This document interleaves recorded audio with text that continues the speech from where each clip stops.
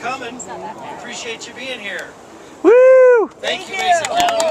Great being Mason County again. You bet. Are you glad that the primaries are over? Moving forward with some of these issues. That's what's great about this effort. You know, we're not talking about any specific candidate or trying to get you to vote for one candidate over the other, but we're here to take our country back. I mean, Amen. We have absolutely got to figure out a way to stop the spending. If you would like one of these have some pretty interesting information on it. I was just reading some of the issues about the rate of spending.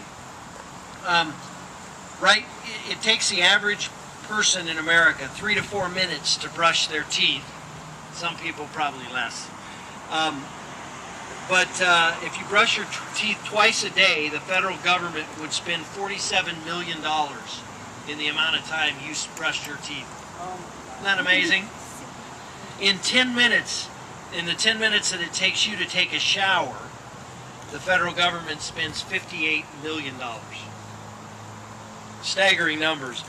In the 162 minutes the average American spends watching television each day, the federal government spends $955 million.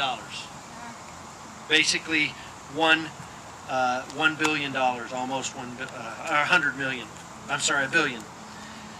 So obviously we know the task that stands before us, and we understand that if we don't get this turned around for little guys like this, we're going to be in big trouble. And that's what we face right now is, are we going to leave an America to our children and grandchildren that was left to us by future generations? I always use the example, and maybe some of you have heard this before, or heard me use this before. I use the example of my dad. My dad fought in World War II. He was in the Pacific Theater on a destroyer escort in the U.S. Navy. And he signed up in 1943, and he didn't know then that he was saving the world.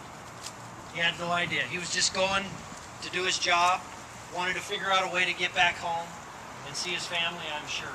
But you know what? I believe we're in that same moment of our generation today. We don't know what we're doing. We don't know the battle that we're in, but by goodness, we are in a battle to save our country and to pass that on to future generations. You bet. And you know what? By you being here, there's going to be a lot of people who today are at McDonald's. Maybe they're doing their own thing, decided not to show up, decided not to get engaged in this fight in some way. They're going to have to answer to their children and to their grandchildren. But you and I, we know what our answer is. We know that our children and grandchildren are going to look back on us and say, you know what, my parents, my grandparents, they were in the fight. When I needed them to stand and fight for me and for the future of my country, for my freedoms, for my way of life, they were there. And so, welcome to the fight, right? We're here doing a couple of things today, and obviously you see the bus, the spending Revolt bus. It's to highlight the fact that America's going bankrupt. If we keep spending at the rate of spending that we are currently engaged in, we will not survive as a country. It is not sustainable. Everybody understands that. People in Washington understand it. They don't seem to care. We have to make them care. And that's our goal, and that's our job, is to make sure that they understand it, and that people who are citizens of the United States understand how their members of Congress voted, those sorts of things, but understood that this spending is threatening the way of life of every man, woman, and child in America. And so we've got to do our best to get that message out. This bus will travel all across the country. And we invite you, if you haven't done it already, I know several of you have, you've got a pin here, and we'd love for you to sign it as well and send your little message back to those in Washington who have been spending that money at a record pace. This isn't a partisan issue. I talk all the time about, you know, Republicans had their chance. They had control of the United States Congress and they blew it. They spent too much money. Democrats now have control, and they're spending too much money. This is about principle. It's about a way of life, and it's about saving the American way of life, and that's what we're trying to do here today.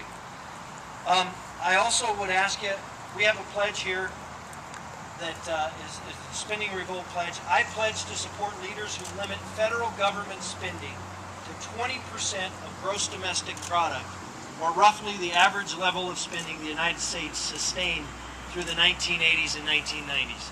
20% of gross domestic product. The way I look at it, if 10% is good enough for God in church, can the government not live on 20%? 20% of gross domestic product ought to be a goal, thank you. That ought to just be a goal that we should be able to live up to, and we ought to hold our elected officials accountable for. That's what sustained us in the 1980s and the 1990s, even though we were running deficits at that point.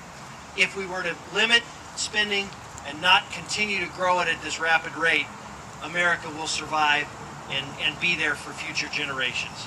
So we need to do that. So we encourage you to sign that as well. Take these. This is an opportunity to go out and help educate your fellow citizens too. Take these if you need some. I'm sure that we have enough. We can get you some more. And take these out and share them with your neighbors and others so that they see these numbers. These are staggering numbers. That we're spending millions of dollars in a matter of seconds in America. And again, it's just flat out unsustainable.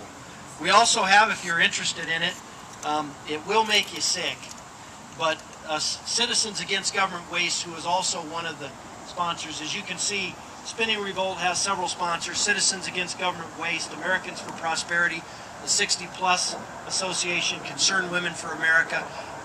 Citizens Against Government Waste many years ago started this, but they put out a Congressional Pig Book summary. This is the 2010 Congressional Pig Book edition. If you'd like one of these, you can get it. It goes through and talks about how your money was spent. It's not going to make you happy, but unfortunately it's true, and it's both parties that have been doing this, and so we've got to stop them from doing that. So I'm going to stop there and just ask you again, if you'd like to sign the bus, we'd love to have you do it. We'd love to have you sign the Spending Revolt petition. These gentlemen in the Spending Revolt shirts have petitions if you'd like to sign them as well. And thank you all for coming out. We appreciate it. Just so you know where else we're going in Colorado, let me just say that. From here, we're heading out I-70. We're going to make a stop in Idaho Springs and in Dillon later today. We'll spend the night in Denver. We're going to do some radio on KOA and hopefully some other media in the morning. And then have a noon event in Denver. Going to go to Cherry Creek in the afternoon. And then head down to Colorado Springs and do an event at the flea market on Saturday morning there in Colorado Springs. So, and then from there, it heads to Sturgis, right? Oh. We're going to hit those bikers. So you want to make sure you get your signature in before those bikers get a hold of that bus, right? At the same time? What's that? At the same time? Sturgis is just wrapping up, isn't it? Oh my God. Just this weekend it'll wrap up. So they'll get up there and get to Sturgis and get those bikers on board on this too. So, all right, thanks for coming out, and make sure you sign. Thanks. Thank you. Thanks, Jim. You bet. Hey, Jeff. Yeah. I read an email today. In fact, it was from you guys that said President Obama pointed you guys out. Oh, Americans for Prosperity? Yeah, the question was, you got an email from Tim Phillips, our president, who will be on the Sean Hannity show tonight on Fox News, so make sure you tune in and watch. Yes, the president decided to attack Americans for Prosperity.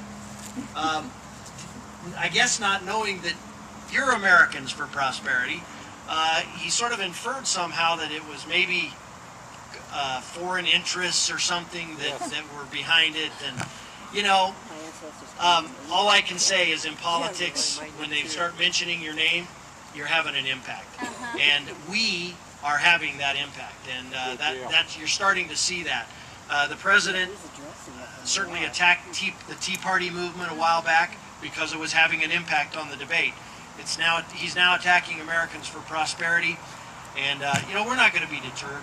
We're collectively Americans for Prosperity. This isn't some, you know, some foreign corporation, as the president would like to say. This is Americans who are standing up, saying enough is enough, and joining together and fighting the good fight. So, but thanks for asking the question. Hey, Jeff. Thanks. Yeah.